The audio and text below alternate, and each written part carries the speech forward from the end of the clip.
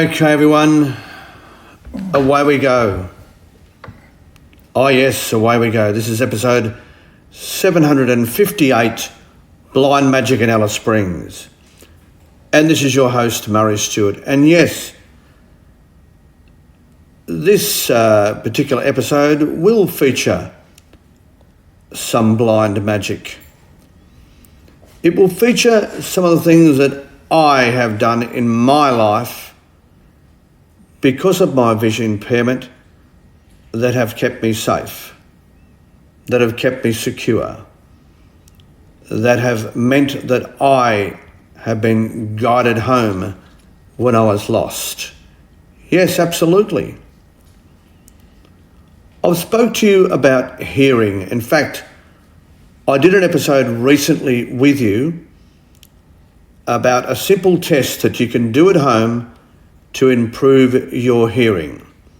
Yes, I did.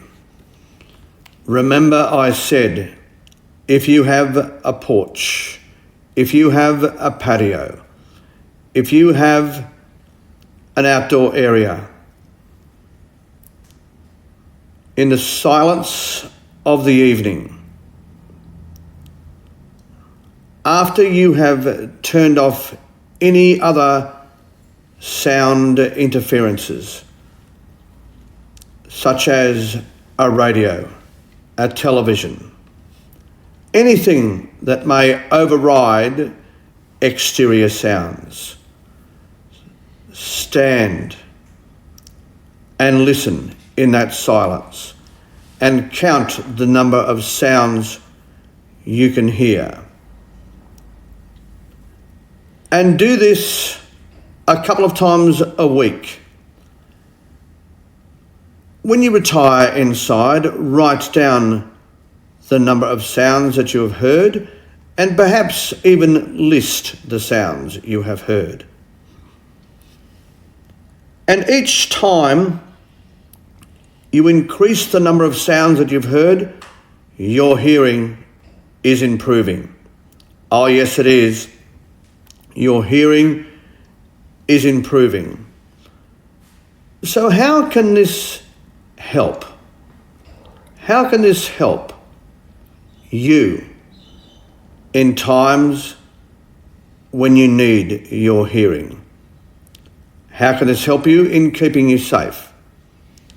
Well, imagine you are lost in the bush. Imagine that you need to find your way home. Naturally, if you are sighted, you will guide yourself home with your sight. I get that. But imagine if your sight is fading. Imagine if it was in the evening. I have been in this situation. I have, with my identical twin brother in the Hunter Valley. And how did we know that we were getting close to home? Well, we would use the reverb technique. Yes, so either with our hands, and the reverb would sound like this.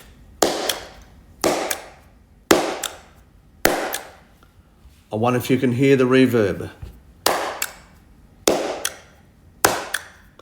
Okay, so the second sound, if you are lost in the bush, would be coming from the nearest hard object, likely to be your home. Yes, likely to be your home. And this will enable you to zero in on getting back home by simply walking toward that, the second sound, the reverb. Oh yes, this is what we used to do all the time, either with our tongue, listening for the second sound, or with our hands. And the second sound wouldn't be our tongue, obviously. It would be the brick wall of our house. I've also showed you in a past episode how to use sound to check for problems in your house. Remember, I have. We did a whole audit of your home, from your lights, your fans, your taps, your walls, your floors, listing for any faults. For example, remember I told you about your walls. Listen to this. All is good. What about if the sound was like this?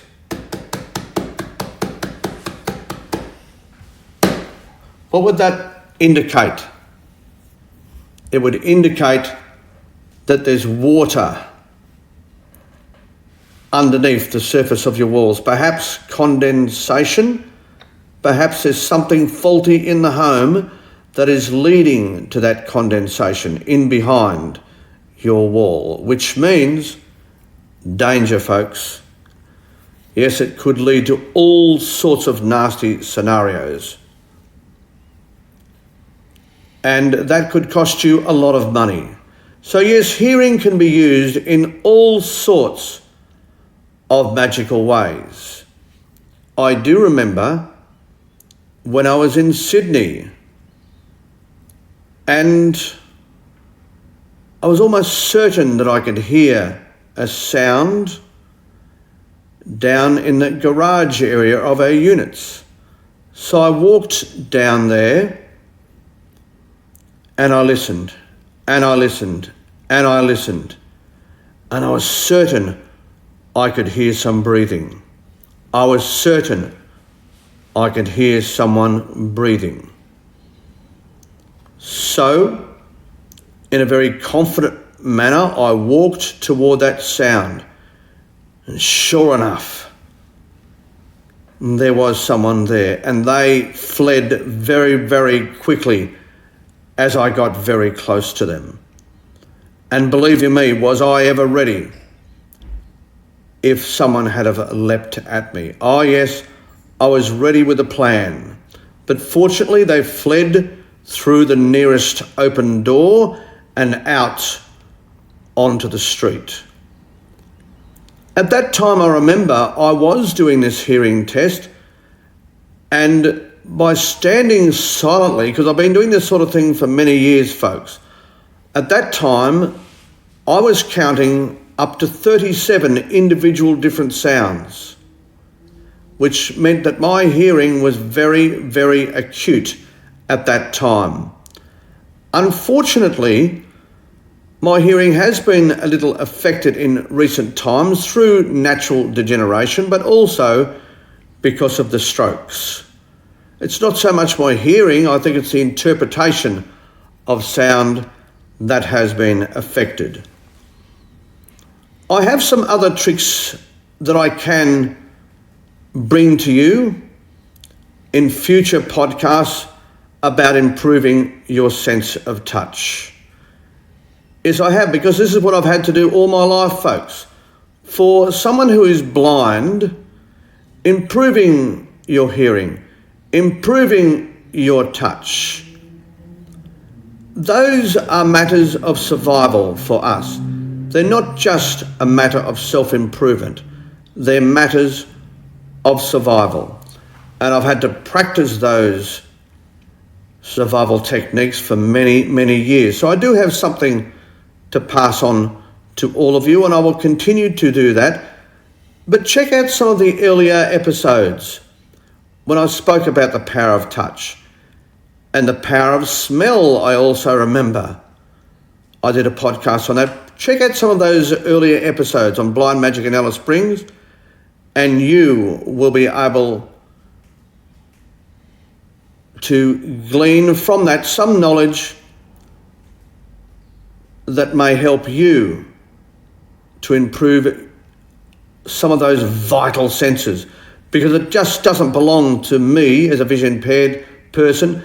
These sensory improvements and sensory awareness techniques, and therefore the security that it can bring you and all the other skill sets that can bring you can be yours as well. Absolutely it can. Before I go, let me say a big hello to Gail Tuxworth, who supports this series. She does. If you are here in Central Australia or you're intending coming to Central Australia, you must look up Gail Tuxworth. You must. She is a leader when it comes to real estate, whether you're buying or whether you're selling right here in Central Australia. She's a wonderful friend, and now she's a wonderful supporter of myself and also Blind Magic in Alice Springs, and therefore she's supporting you and your availability to me and the knowledge that I can share with you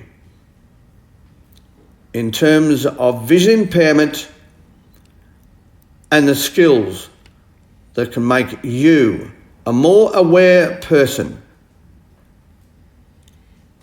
in terms of security, escaping danger, or just improving your life or the life of those around you. Very soon, I will discuss touch and how you can improve your touch and how that also is vital when it comes to not only you, but the welfare of your family. Okay, the one thing I think it doesn't do is improve your memory. So, Chris, help me out. Where are we here? What episode? 358. 758. 758. All right, this has been episode 758, a Blind Magic Communications production.